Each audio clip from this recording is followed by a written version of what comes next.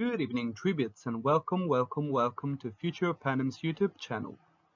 I am very pleased to start this journey, and I hope that anybody that will follow us will be able to enjoy it as well. I decided to start this channel with the first Decennial Quell as for a special occasion, which will be split into two parts. The written games from the 1st to the 9th will be made into narrated videos as well, after the 10th games, and, as our followers on Twitter may know, another special video that was inspired by the marvelous work of McCouch and Blanco, respectively authors of Panem, Reborn and Tales of the Hunger Games, will be published after these games. As always, I want to thank Rojas Brush for the amazing art he created that is used for this series, and also I want to apologize for my very likely mispronunciation of things, or even my funny accent, as English is not my mother tongue. So, with everyone and everything on the blocks, let's get into it.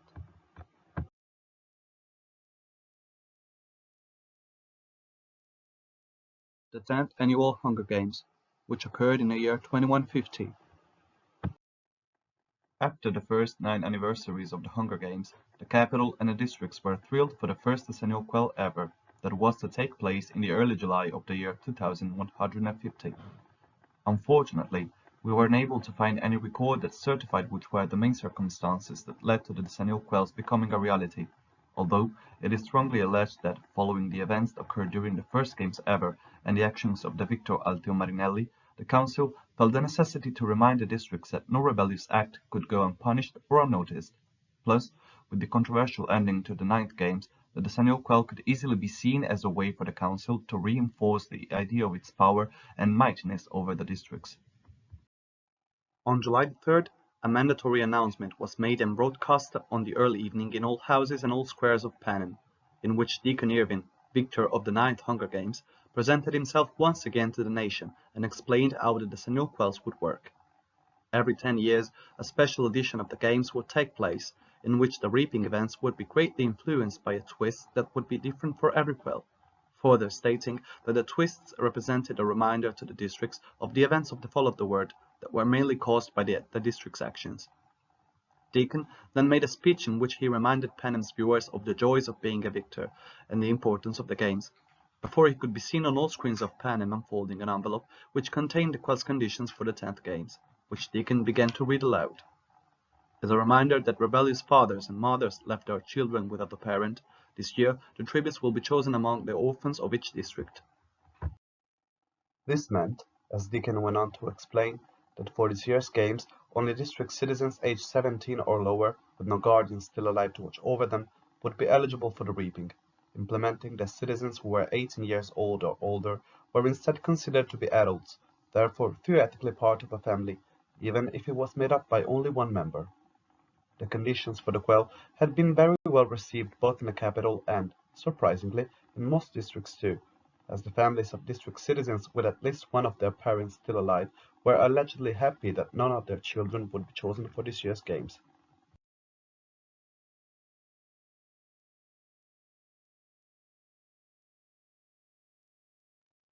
On the late morning of the day the reaping in France was to take place, Deacon Irvin had arrived in the district, and he immediately noticed that only Mayor Blanche and a few French officials were awaiting him at the train station. This was because most of the citizens were still hungover in their homes and just waking up from a night of wild fun. This was supposed to be due to the general absent fear of having to be picked and forced into the games, which had led to most of the district's population to spend the night before the reaping in an unusual manner, drinking many bottles of alcohol and engaging in joyful dances at parties organized throughout the districts. After Deacon had visited France's main factories and the district's War Manufacture Museum, Mayor Blanche took him to the reaping square, now known as Paris Square, where the pink and purple-clad orphans of France had started to gather. Deacon mounted on the platform right away, where he could see that the enclosures that lay before him held a pretty high amount of children who could be reaped for the games. Many years after the quell, some capital historians claimed that a month prior to the reaping for the 10th games, a violent outbreak of rabbit fever affecting most districts in Panem had decimated a great amount of citizens who were parents of at least one child. Upon finishing the usual speech each victor was to make before the reaping, Deacon walked over to the bowl full of female names, looking at it for a few seconds and then thrusting his right hand into it. He then pulled out a piece of paper, and after walking back to the microphone on the stage, he announced that 15-year-old Georgine Charron would be the female tribute representing France in the first decennial Quell. In the enclosure full of girls and young women, a crater formed around a short girl with blonde hair and dressed in a somewhat dirty purple apron dress, who immediately burst into tears and refused to walk to the platform on her own. Georgine had to be dragged out of the enclosure by a peacekeeper, who prompted her to finally reach the stage and present herself to Panem's audience with a microphone. When Georgine stood on the platform, she watched at the crowd in despair, as Deacon wished her good luck in the games, to which the former simply grinned and looked down in an arid manner. As Georgine even refused to shake hands with Deacon, the latter quickly headed to the bowl full of male names, allegedly not wanting to spend any more time worrying about the newly reaped tribute, and after picking a second piece of paper, Deacon announced that it belonged to 16-year-old Martin Roy. A tall boy with olive skin in a pink jacket sighed from the male's enclosure, before walking out of it and making his way to the platform in a pretty natural way, movement upon which his black curly hair could be seen falling in a wave.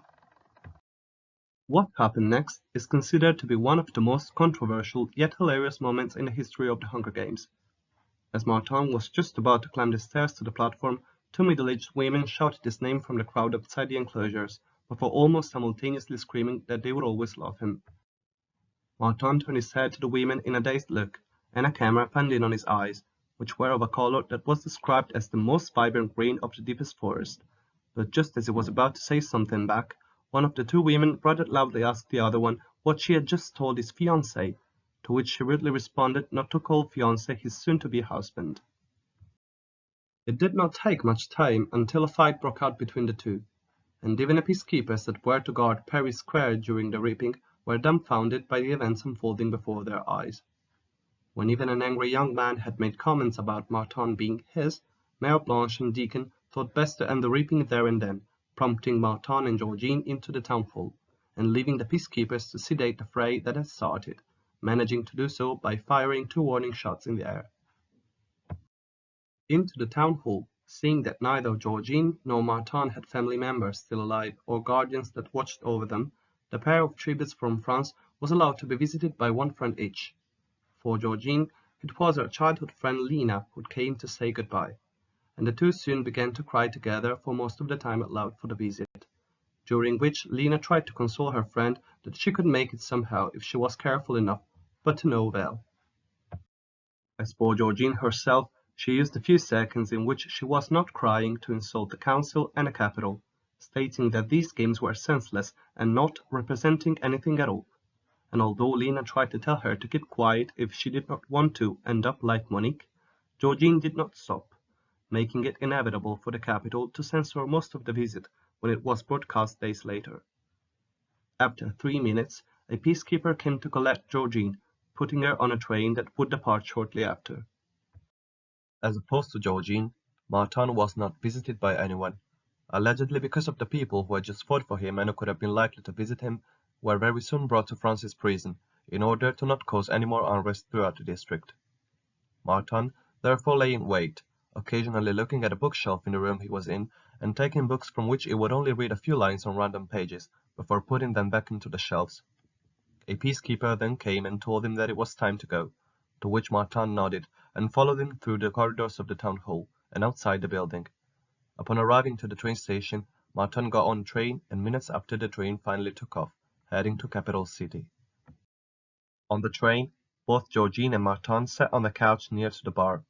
watching at times the train exiting France and entering the Midlands through the window. According to the avoxes present at the time, the pair did not seem much interested in talking to each other, and so they spent the first 15 minutes of the journey staying silent.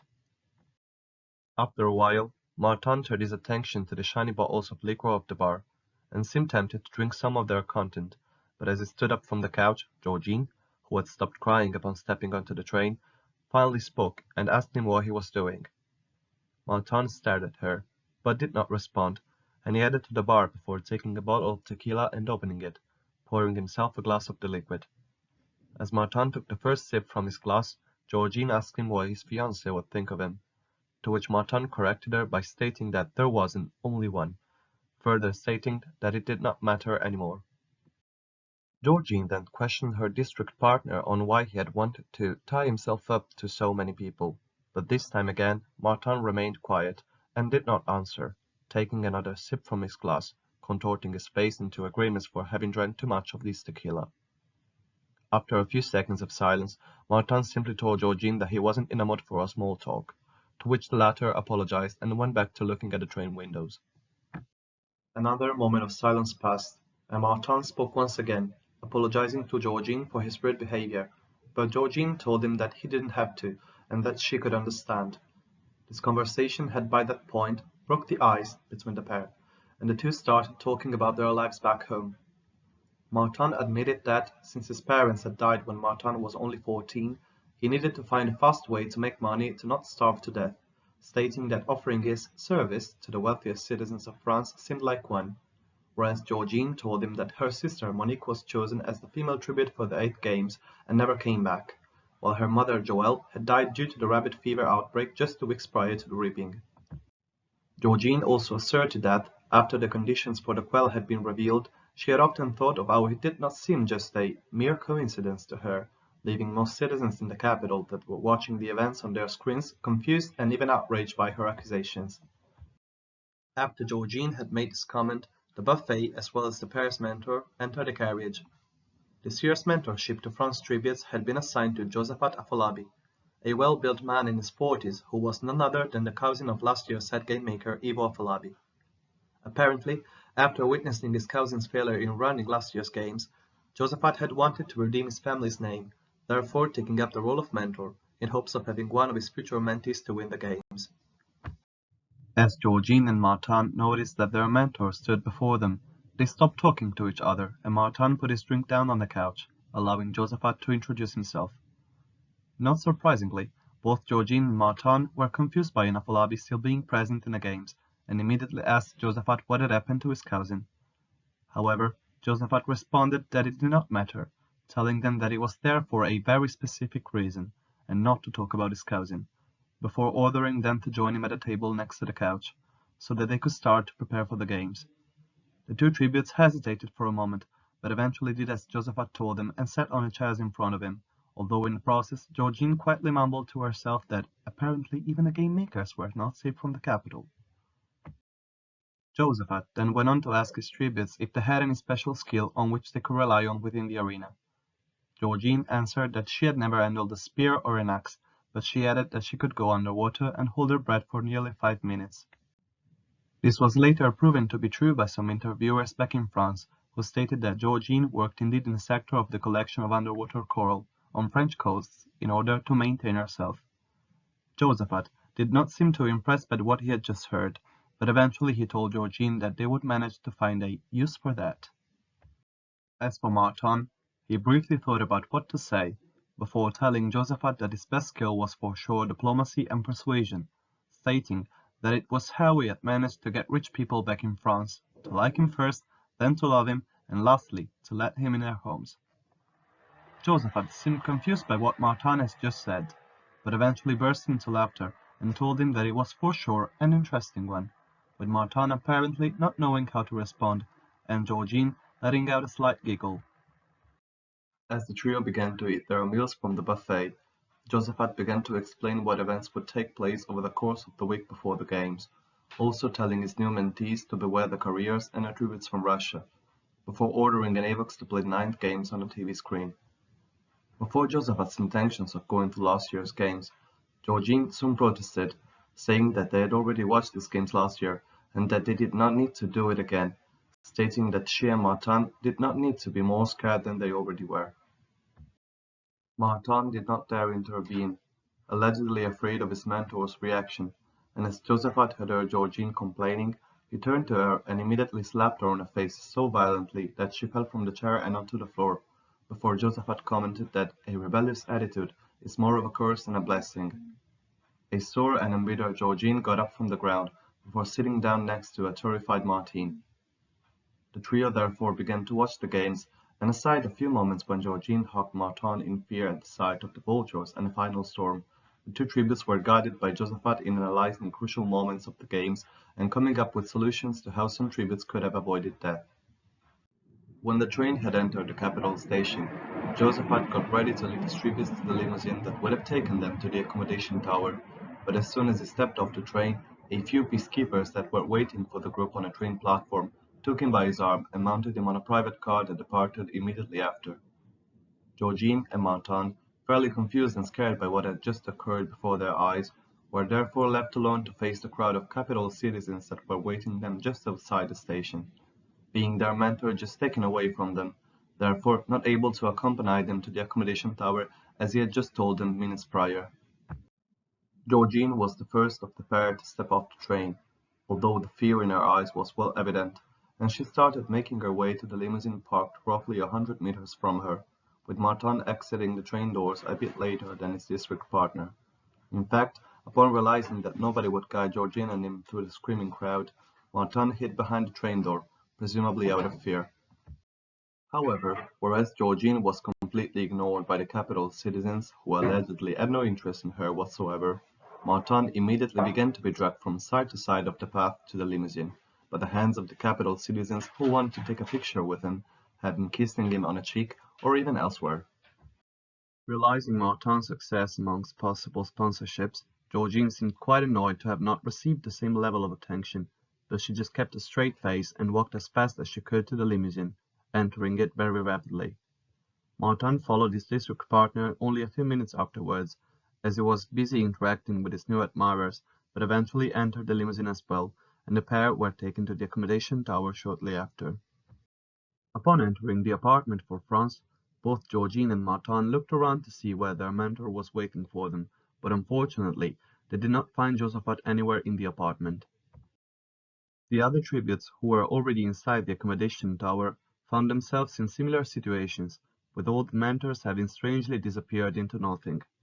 It was later revealed on a daily broadcast regarding the 10th Hunger Games that the council had decided that this year the mentors would have had much less saying and doing in the tributes preparation for the games than they had in previous years, as it was deemed a fit measure to apply seeing the Quell's conditions.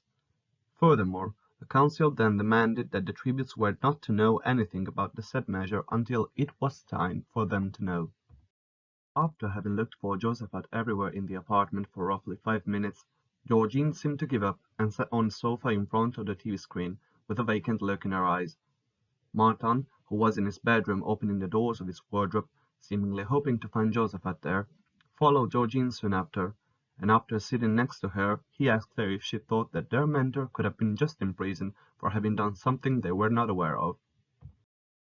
Georgine responded that she did not think so, stating that Josephat was probably not meant to be there with them, or, otherwise, he would have already showed up, which was I guess not far from the actual truth. Georgine was evidently annoyed for not having been given the guide tributes usually are supposed to have, and she began cursing at the capital, accusing it to have left her on her own once more, although viewers in the capital were clearly confused by this last claim. Understanding that Georgine's insults were about to become heavier, Martin called at her attention and demanded that she look him in the eyes, and as Georgine did so, he held her hands, before telling her that there was no use in that behavior, reminding her that they needed to get it together, and concentrate on the events that were to happen next. Georgine did not seem to initially agree to what her district partner had just said, and turned her head down apparently unwilling to listen, but as Martin's green eyes met Georgine's once again, he added that they had no other choice than to try to remain calm and collected, and to make the most of the time they had to prepare for the annual tributes parade, and Georgine finally seemed to follow Martin's suggestions. The pair then talked about what to do as they were waiting for their stylist, before eventually agreeing on watching the rest of the ribbings.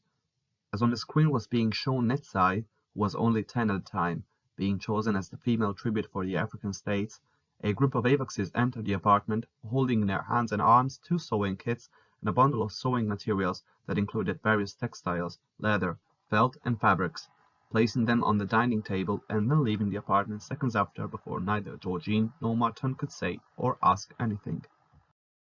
A puzzled look appeared on both tributes' faces,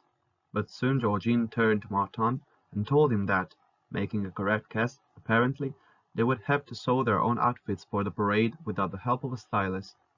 Although clearly annoyed by having to face another task by themselves, the pair immediately got down to work.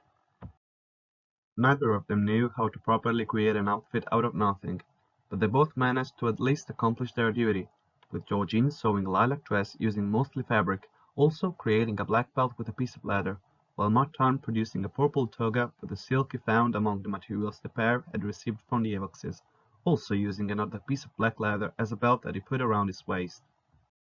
As Martin was finishing his outfit by putting a golden pin on the top of his left shoulder, the Avoxes came back to retrieve the two tributes from France, taking them to the course where the parade was about to take place. When the tributes had started gathering at the entrance to the course for the parade, most of them, including Georgine and Martin, soon noticed that instead of the usual 12 chariots on which both tributes from the same district would have to stand, 24 were instead awaiting them. It was therefore very clear that this year all tributes would have their own chariot that they would have had to ride until the end of the parade. Seeing that most tributes were unable to sew their own clothes in the first place, this year most of the outfits for the parade were perceived by capital citizens as extremely disappointing compared to the ones from previous years. In fact, some tributes didn't even manage to create an outfit at all, which was the case for Binyamin and Rasima, both from Saudi Arabia, that both opted to simply wear the dirty clothes they had on since their weeping in the district. However, some other tributes managed to stand out and give a good first impression to the capital, such as Jagdish from India, who sewed a very well-made reddish dhoti sarvani, a typical Indian men's dress, using the silk that was available to him and his district partner, or Vasco and Calista, both from South America, that both sewed dresses on which they had placed decorations that recalled the now defunct tradition of the Day of the Dead. As for Georgine, she unfortunately failed to make much of an impact on the viewers, probably due to the lack of creativity and her poor ideas upon creating her outfit. Furthermore, she did not seem too committed to interacting with the spectators that sat in the stands, and she just waved at them occasionally and without much care of being noticed. On the chariot behind Georgine's was Martin, who on the other end was very successful among the public, both for his risky choice in terms of outfits to show at the parade, that however ended up with being well received, and for his natural charisma, which, once again, seemed to win the hearts of many admirers, both women and men. Many flowers flew his way as they were thrown from the stands, and Martin snatched as many as he could, flashing a bright smile and bowing to every gift he received. After the parade, the tributes were sent back to their apartments in the accommodation tower. Both Georgine and Martin seemed impatient to do so, as if they were hoping for Josaphat to finally be there to wait for them. But unfortunately, this was not the case, and when the pair entered the apartment, they only found an eerie silence lingering in the room. Moreover, after just seconds they had sat on a sofa in the living room, a group of Avoxes came inside and prompted them to head to their private rooms. Both Georgine and Martin tried to oppose themselves, but to no avail, and in just minutes they were on their beds preparing for the night. Even though Martin had quickly fallen asleep, Georgine had stayed awake until 1 in the morning, and she was caught by the cameras to be occasionally watching the Capitol buildings through her window, as well as trying to knock on the wall behind her bed, allegedly in hopes that Martin would hear the noise, but he did not, and eventually she too fell asleep. On the next day, the training began, and all the tributes were escorted by Avoxes to the training center at 8 a.m. They were all greeted by Deacon Irvin,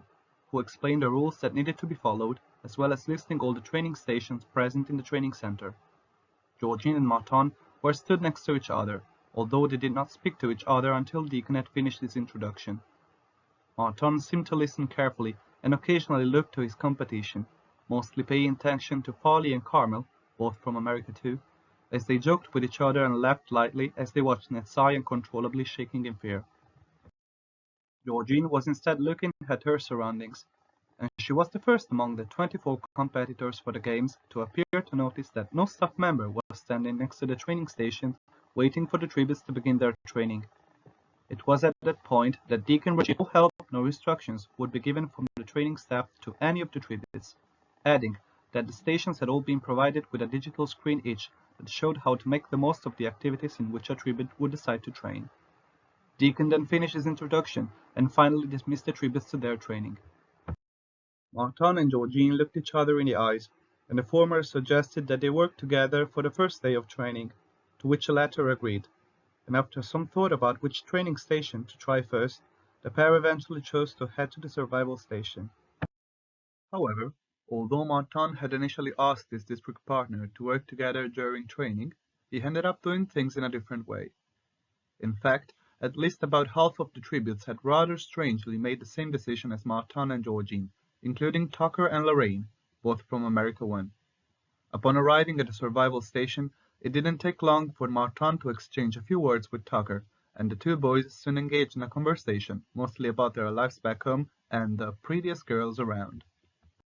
Among the two main topics of the conversation, the latter was soon widened to the female Tribusson training center at the time, and as Tucker made a joke about Lorraine, who was stood next to him, she replied that she too wanted to rank the other girls, and so she joined the boys in the conversation.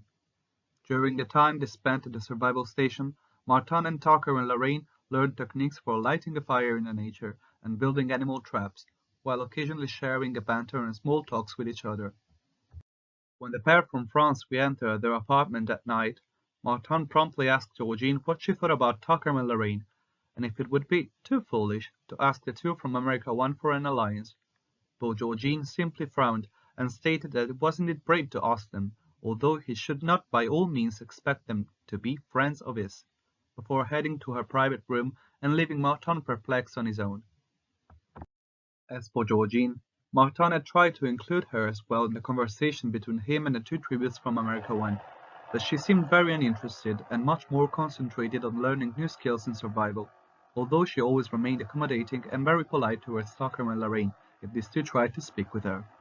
Roughly 2 hours later after training had begun, Georgine excused herself from the group and exited the survival station, allegedly wanting to train somewhere else. She looked around for a minute, until she had decided trying out using a bow, and so she settled herself in the archery station.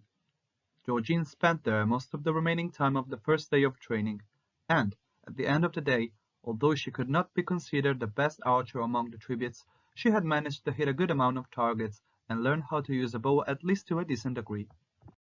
On the second day of training, Martin and Georgine entered the training center as early as the day before,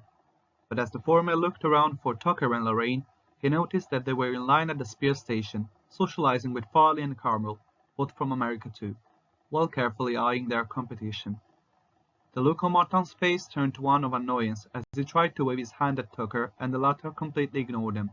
but Georgine took his hand and said to Martin in an indulging manner that they had no time to lose, to which he nodded, and so they began to train. The pair headed to the knife-throwing station first and spent there the whole morning, trying to figure out how to apply the throwing techniques that the screen next to the station was showing to be best.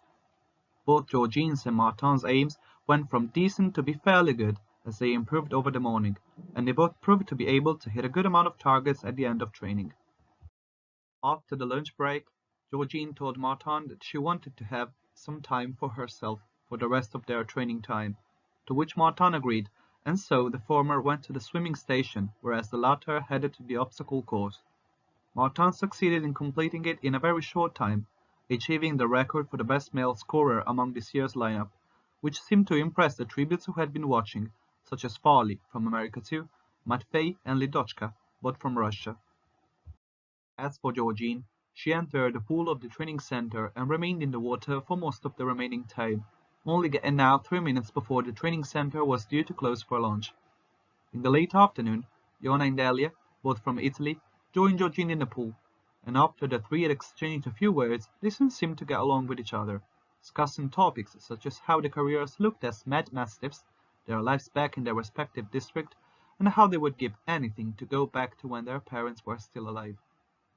At the end of training, the three seemed to have bonded to some extent, and some Avoxes even reported how at night, in the apartment for France, Georgine insistently asked Martin to ally with her and the tributes from Italy, to which Martin hesitated and answered that he would sure ally with Georgine, but added that he needed to think about the other two. At the end of the third day of training, the private sessions took place. This year, when the scores were being announced, no detail was initially let slip about each tribute's private session, although during the interviews, some of the tributes chose to reveal what skill they had chosen to showcase to the game makers for their private session. Both Georgine and Martin managed to score a very respectable 9, landing therefore towards the higher end of the pack, with not many tributes scoring higher than them. The highest scorers were Tucker from America 1 and Carmel from America 2, who each obtained an 11, with Lorraine from America 1, Farley from America 2, Vasco from South America, and Lidochka from Russia, coming in joint second place with a score of 10, whereas at the bottom of the barrel landed Netsai from the African states and Dahlia from Italy, who only managed a 4. On the evening before the games, the interviews occurred. After the execution of Grandess Bellamy the year before, the council had to find a new host for the games, but no candidate who turned in for the job appeared qualified enough, let alone being qualified for such an important event as the first quinquennial Quell. Therefore, the council decided to change the format of the interviews for this year. Instead of the usual 2 chairs, only one was set up on the stage, and behind and in front of it 2 large screens, on which would appear one after another the questions that the public of capital citizens intended to address the tributes. Each tribute to be interviewed would take the stage in due course and have a 5-time limit to answer the questions that appeared on the screens, and when the time ran out, some peacekeepers would escort the tributes off the stage. This format was hugely successful among the capital citizens, who felt even more part of such a big and crucial event as the first decennial Quell. The same level of excitement was shared by most of the couriers during their interviews, especially by Lorraine, who claimed during her interview that she felt she was the host the council has been needing, admitting that she wanted to stay on the stage for the whole evening. After a rather pathetic interview with Netsai, who ran off stage crying as soon as she saw the question, "What chances of winning do you think you have?" pop up on the screen, it was Georgine's turn, who took the stage wearing the same dress she had sought for the parade, which was also the case for Martin and most of the tributes too. Georgine looked quite nervous upon entering the stage, but she managed to remain calm enough to look decently natural by the time she sat down on the chair, and her interview began. The first question to appear on the screens was, "If you could, would you go back to the day of the reaping to make a better impression?" To which Georgine seemed to get somewhat annoyed, but soon tried to give a minimally plausible smile, and replied that yes, she would, but added that she believed in always being one's true self, further stating that her reaction to being ripped was only instinctive. Although Georgine's response may have seemed given right on time and convincing, another question immediately appeared on the screens. "Why did you make such a sloppy dress for the parade?" Georgine looked startled and unable to answer, and she shyly replied that although she was not a seamstress, she had tried to do her best. From that point on, she lost all confidence, if she had any to start with, and her answers to the questions she was addressed were perceived as lackluster and unsatisfactory. The last question that Georgine was asked was, "Do you think you will do better than Monique?" And a tear fell on her face, before she turned to the cameras and said that her sister would have the justice that was due to her. Georgine therefore abruptly stepped off the stage, leaving the scene to the next interviewee, Martin. Unlike his district partner, Martin entered the stage with a shining smile as he waved his hands at the cameras, and was therefore well received by the capital audience, who cheered him and shouted his name several times before he sat in his chair. The first question he was asked was, "Do you have more than one suitor?" To which Martin blushed and laughed, replying that he had something for everyone, and that one just had to ask. Another question immediately followed. "If you win, can I have you all to myself?" Martin stared at the screen where the question had popped up for a few seconds without speaking, and seemed to think for a moment, before replying with a grin on his face, "This is up to you too." While it's not unusual for a tribute considered to be attractive, it is noteworthy that most of the questions he was addressed concerned his appearance and his habits regarding pleasure, questions that Martin almost seemed to enjoy answering, maintaining in the process a provocative and sensual attitude. When his interview was over, he looked into the camera and pretended to blow a kiss with his hand, before stepping off the stage, behind which some tributes, including Carmel, from America 2, pretended to vomit, while others giggled slightly. At the backstage, Martin started to look for Georgine, who was sat in a corner crying, and after finding her, Martin immediately hugged her and held her in his arms for the rest of the interviews, and Georgine seemed to feel better as time passed. After the rather forgettable interviews of Delia and Iona, both from Italy, it was time to reveal the identity of the new head game maker. A tall old man with long straight blue hair pulled back into a ponytail took the stage with a microphone in his hand, before he introduced himself as Elias Finch, the new head game maker. Elias revealed that he had been one of the former members of the council, as well as one of the inventors of the machineries that had saved the globe prior to the fall of the world. Although myriads of questions regarding the arena that would be used for the first Decennial Quell had begun to pop up on the screens, Elias did not answer any of these questions, only letting slip that the arena would be somewhat unusual compared to those used in the past years, adding that it was certainly a risk, but a risk that in his opinion was worth taking. Martin and Georgine listened to Elias' words very carefully, but as soon as they realized that the interviews were over, they headed straight for the accommodation tower, as Georgine was exhausted and Martin was tired, and they both wanted to be well rested for the next day. The next day, all the tributes were taken via hovercraft to the lunchrooms. Once inside, they all wore one-piece suits of the color of their district, uniforms which, however, due to the ambiguous material they were made of, did not suggest the type of arena in which the games would take place.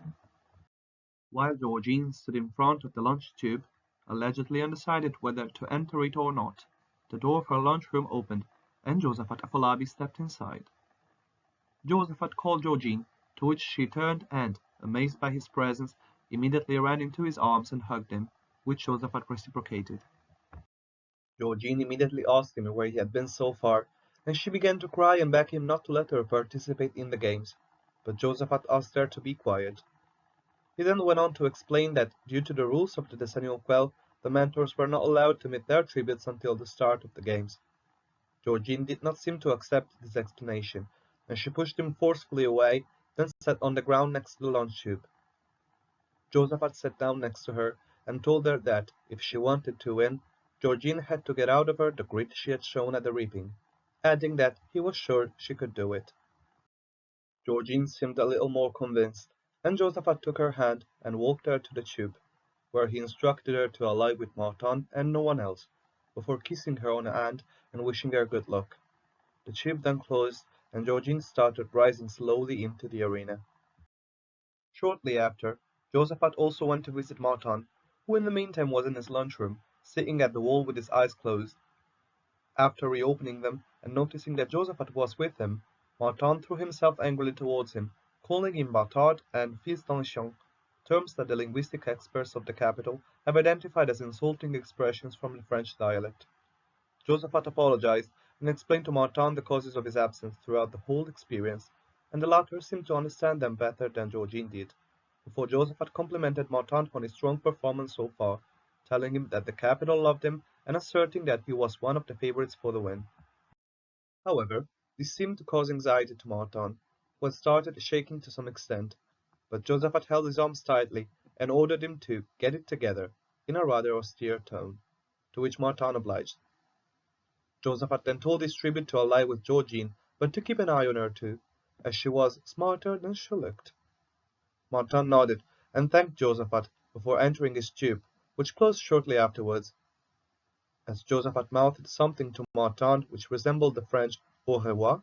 the latter's tube closed, with his podium starting to rise into the arena and reaching it in a few seconds.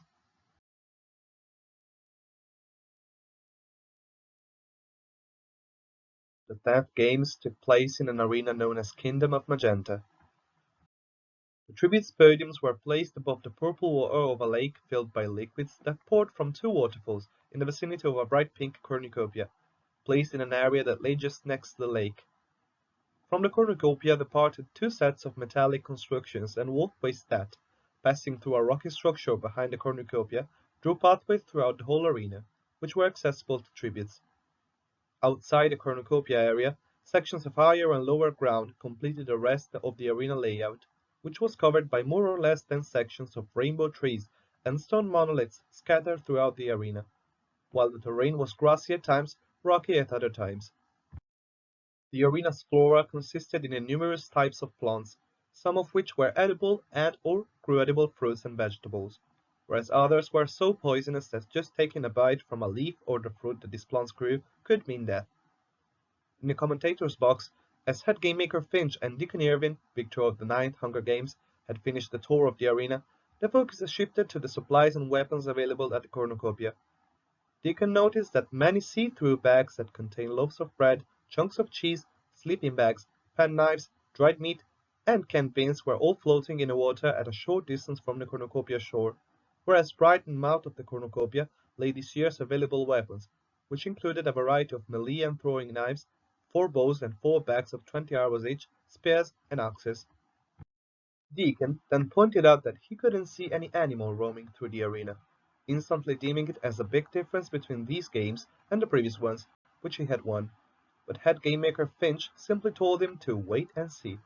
and that, if it was indeed what he wanted to see, he would have it sooner than he thought.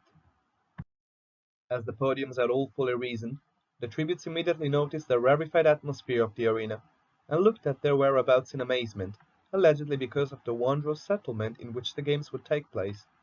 Soon, many seemed to already be thinking whether to dive in the water and try to reach the cornucopia and fight for supplies, or to dive backwards away from the bloodbath that would occur once the gong would sound, realizing that either way swimming would be their only option. Georgine from France, who was stood on the right podium between Carmel from America too and Hasima from Saudi Arabia, was one of the last tributes to put her brains to work, having taken some more moments to wipe away some tears from her face once her podium had completely risen into the arena. Shortly after, head game maker Finch welcomed the tributes to the first Decennial Quell and wished the odds to be in their favor, before starting the countdown from 40 seconds. Georgine then looked at the water beneath her podium, and then looked straight to the cornucopia, not moving her gaze by an inch for the next minute afterwards, and thereby ignoring all the floating supplies, with Deacon in the commentator's box suggesting that she would be swimming towards the cornucopia shore rather than backing away. However, she soon seemed to reflect on what Josephat had advised her to do in her lunchroom, and she then looked to her left at the podium's row in order to find Martin, from France. She eventually managed to find him stood on a central podium between Vasco from South America and Tucker from America 1. Martin seemed to be one of the very few who was calm enough to be reasoning about the smartest move to make, and after entering the arena on his podium, he immediately concentrated on his adversaries at both his sides and tried to understand what they would have done when the game started. Martin then focused on the lake that lay between the podiums and the cornucopia, noticing that all supplies that were floating around, before finally making eye contact with Georgine. The two mouthed something to each other, which was unintelligible for both Deacon and the head game maker Finch, although they presumed the pair had only been trying to communicate on where to head after the gong. As the two were still looking at each other, Martin mimicked with his hand an arrow that pointed to the water and then to the cornucopia, presumably indicating where he had wanted to dive towards to, and Georgine, although initially seemingly unsure of the suggestion of her district partner and ally, agreed by nodding to him. Just in that moment, the countdown reached 0 and the gong sounded, announcing that the games had officially started. As all the tributes dove into the lake, most of them started swimming towards the cornucopia, with the only exceptions of Netsai from the African states and Calista from South America, who swam in the opposite direction. At first, the swimming tributes seemed to be well concentrated on their goal to reach the cornucopia, with Talia from Italy even managing to grab 2 of the floating bags containing dried meat and a chunk of cheese, but it only took mere seconds until a high-pitched scream was heard. Near to the furthest left podium, a female tribute from China was shrieking in pain while trying to stay afloat after having dove into the lake's water, to which many tributes including Georgine and Martin stopped swimming in order to see what was happening, until she was suddenly dragged underwater and a scream stopped.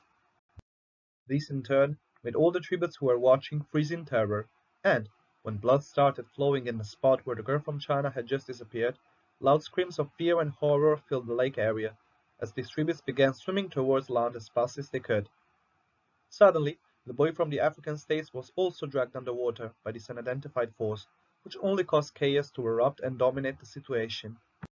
In the commentator's box, Deacon was open-mouthed before the unfolding events, and promptly asked head game maker Finch to explain what in the world was happening. And the latter clarified that the lake was inhabited by sea monsters similar to mythological creatures of the past, known as mermaids, which were released in the arena just when the gong had sounded. Head game maker Finch then added that these monsters were incredibly vicious and territorial, and were programmed to attack all the tributes they spotted, to which Deacon clapped his hands in admiration and congratulated Finch on his job. As Georgine was in the water while panicking and beginning to cry again, she suddenly felt something inside the water scratch her leg, which caused her to scream in fear and try to swim faster and faster towards the shore. She was just meters from getting to land when one of the mermaids grabbed her left foot and started pulling her down with force, to which Georgine cried out of terror while trying to stay afloat. The mermaid, however, pulled stronger than Georgine did, and in seconds it had dragged her underwater. Georgine kept her eyes open underwater, and she could see the red claws of a slim, pale, and fish-like creature holding onto her leg, while its big, white, and sharp teeth while trying to bite her left calf, to which a horrified Georgine started thrashing her arms around in the water. Fortunately for Georgine, the tables turned, and, although being in a state of total panic, Georgine found enough strength to kick the creature in its teeth with her right foot, which, surprisingly, managed to free her from the mermaid's grip and allowed her head to emerge from underwater. Upon doing so, Georgine started swimming again in a frenzy towards the shore, managing in the process to grab one of the bread loaves that were floating just inches from her. As Martin dove into the water, he began to swim towards the cornucopia just as most of the tributes, until he witnessed what had happened to the girl from China. Martin was one of the very few tributes who, instead of remaining still in the water, immediately swam even faster in order to reach the shore. In the moment when the boy from the African states was dragged underwater by the mermaid muds, just as Martin was only 3 meters away from his goal, next to him Vasco, from South America, pulled his hair backwards, to which the former shouted in pain and horror. Viewers could see that Vasco had also been targeted by a mermaid mud, which was biting his right foot, and therefore tried to reach someone or something to hold on to avoid being dragged underwater. Martin couldn't turn his head to see who was grabbing his hair, so he leaned his arm behind and touched Vasco's hand, who had begun to tighten his grip. Martin then understood what was happening, and upon touching Vasco's hand, he grabbed it in turn and squeezed it with as much strength as he could gather, which made Vasco scream in pain, until the latter eventually let go of Martin and was dragged to the bottom of the lake by the mermaid. This allowed Martin to finally swim and reach the cornucopia shore, and when he got out of the water, he frantically looked around and searched for any supply he could collect, as well as looking for Georgine, who, just as many tributes in the meantime, had also reached the shore just seconds after him. However, Martin did not spot his district partner, and he therefore headed to the mouth of the cornucopia, seemingly aiming for a set of throwing knives that lay on a crate to the left of the pink structure. As he sprinted, Martin noticed that Farley, from America too, was also running while aiming to the same target as he, being much faster than him. He rapidly slowed down, allegedly aware that he would not be able to reach the knives before Farley, and tried to spot some other weapon he could get his hands on. But just seconds after, Farley had the knives in his hand and had laid his eyes on Martin. Martin realized what would happen next if he didn't act fast enough, and tried to run away, but he tripped on a crate and fell to the ground. He then covered his face with his arms in order to protect himself, but just as Farley raised a knife in his hand and aimed at Martin, he suddenly stopped and remained still, before starting to cough blood and falling to the ground. It was then that Martin saw an arrow sticking out from the back of Farley's head, before lifting his gaze and seeing Georgine standing with a bow in her hand. Upon getting out of the lake's water, Georgine had in fact directly headed to the cornucopia, where she spotted one of the bows and the nearest set of arrows to it. She therefore ran to grab it, but in doing so she bumped into the girl from Germany, who seemed to want the bow as much as Georgine. A fight ensued between the two, but Georgine eventually managed to get the upper hand, and as she grabbed the girl from Germany from her neck, she smashed the latter's head into the side of the cornucopia for 3 times, as hard as she could, until she eventually fell dead on the ground. Georgine then was quick enough to arm herself with a bow and arrows, before acknowledging Martin about to be killed by Farley, who she proceeded to shoot with an arrow. Georgine ran to Martin and helped him up from the ground, and the two quickly decided that Martin would retrieve weapons from the cornucopia, while Georgine would protect the area and potentially grab the supplies floating nearest to the shore. Martin grabbed a knife from Farley's hand and went into the cornucopia, picking up an axe and a spear lying on the structure's floor, whereas Georgine stood on the shore and aimed at the tributes that were still swimming, shooting another arrow to the boy from Sweden that entered his eye. In the meantime, Carmel, from America too, had also managed to reach the shore and grab an axe, with which she proceeded to charge an unaware Georgine. But Martin noticed her by turning his head to Georgine to call her name,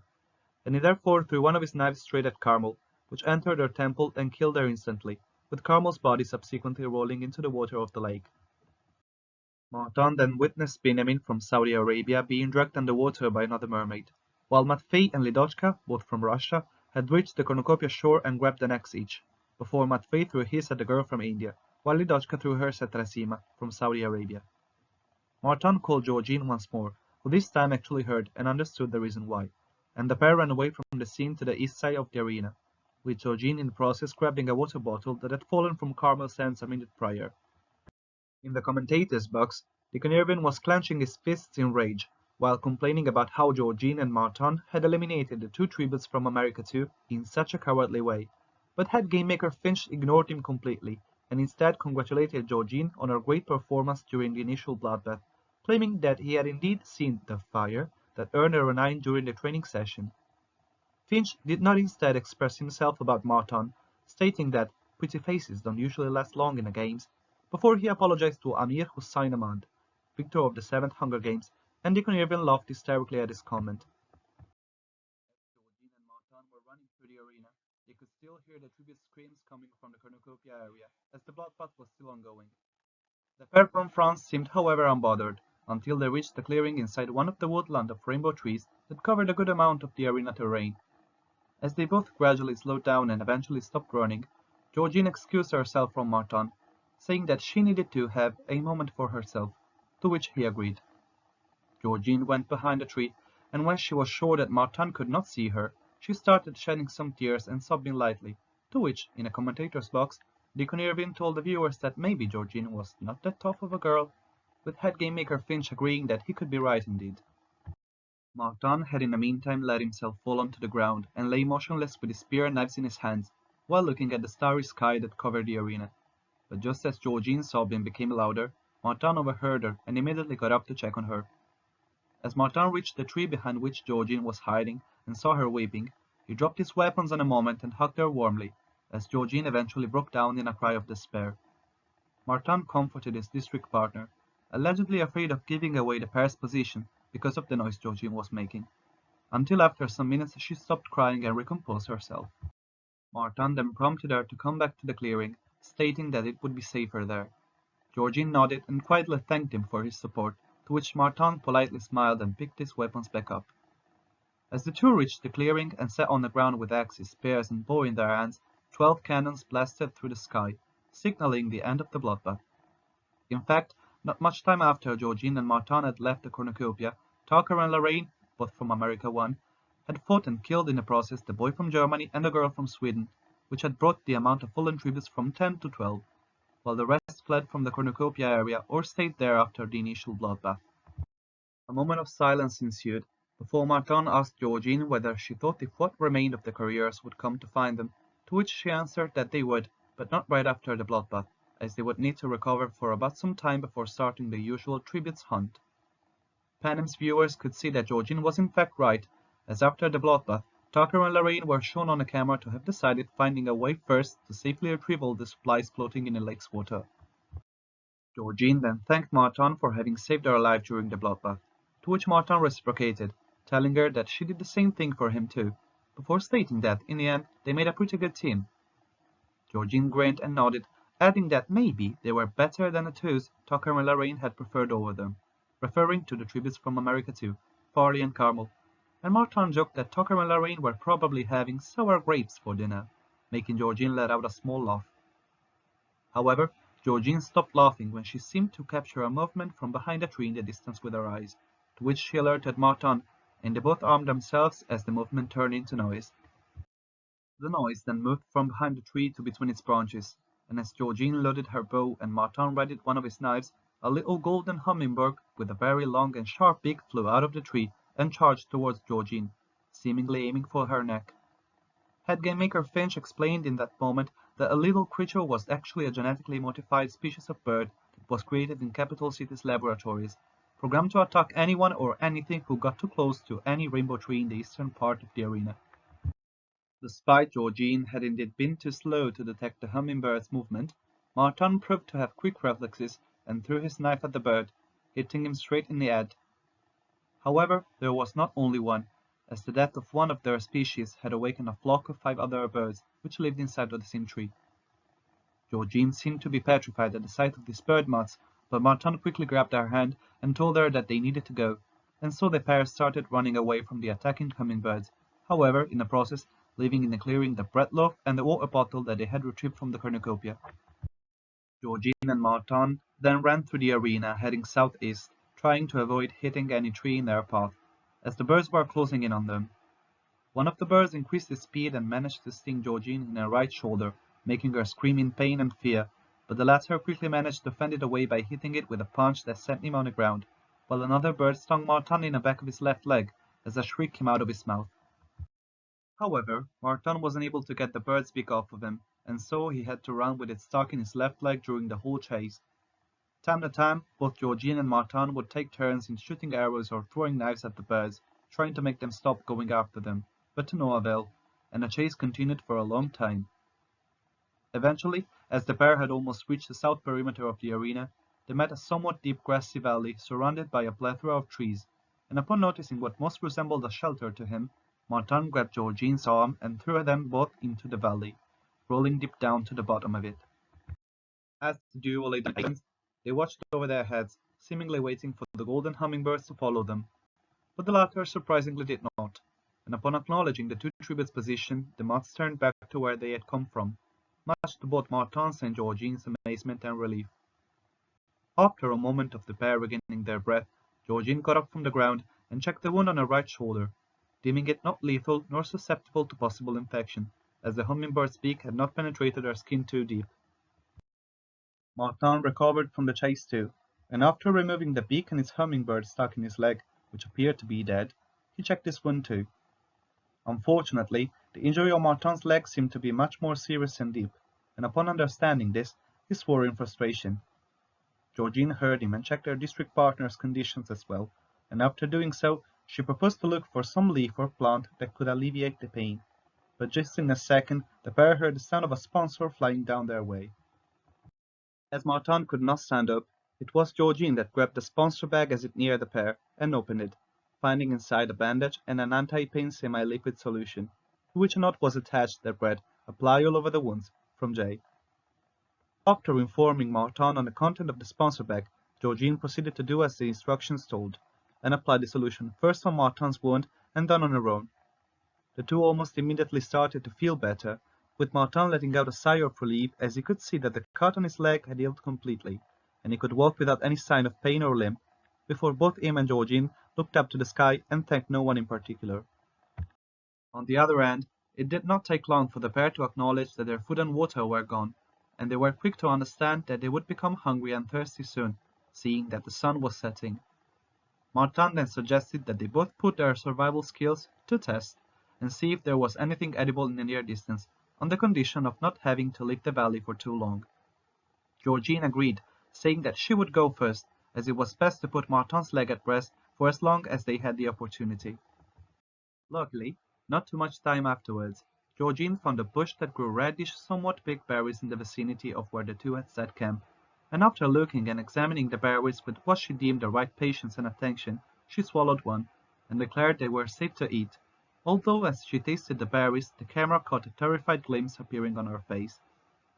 As Georgine was re-entering the valley where Martin was awaiting her, a cannon sounded, and viewers could see that it belonged to the boy from China, who found himself in the eastern part of the arena, where he had met another flock of golden hummingbirds that pecked him continuously until he passed out and, eventually, died from blood loss.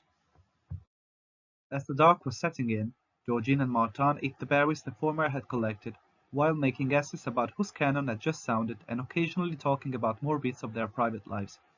Rather interestingly, Georgine opened up and revealed to Martin that she really couldn't understand his life choices as wanting to completely depend on other people, stating that, since her mother's and sister's demise, the only thought of having someone else in life other than herself to take care of would scare her to the point of literal insomnia every night.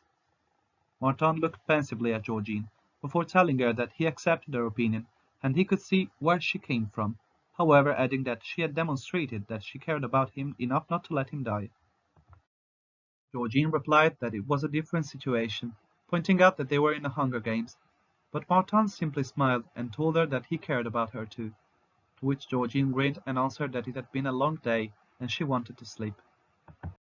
As Georgine lay on the ground, Martin timidly told her that he was sorry for Monique, and that he wished life was different.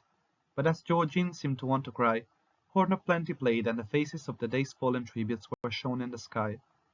Both tributes from China, the girl from India, Benjamin and Rasima, both from Saudi Arabia, both tributes from Sweden, Farley and Carmel, both from America too, Vasco from South America, the boy from the African states, and both tributes from Germany. This left only 11 tributes alive by the start of the second day. After Horn of Plenty had finished playing, Georgine and Martin prepared for the night. Martin offered himself to take the first watch, an offer that Georgine gladly accepted before closing her eyes and putting herself to sleep. However, it was only half an hour into his shift that, casually lifting his gaze from the bottom of the valley to the rainbow woodland at the top, Martin noticed two red eyes staring at him from behind the trees. Martin jolted in horror as these eyes started to come closer, to the point where he could spot under those eyes the legs of a horse advancing to the edge where the valley started. A terrified Martin silently reached with his hand the spear that lay next to him, and it was at that moment that he could make out the shape of two arms lifting a bow with an arrow pointed straight at him.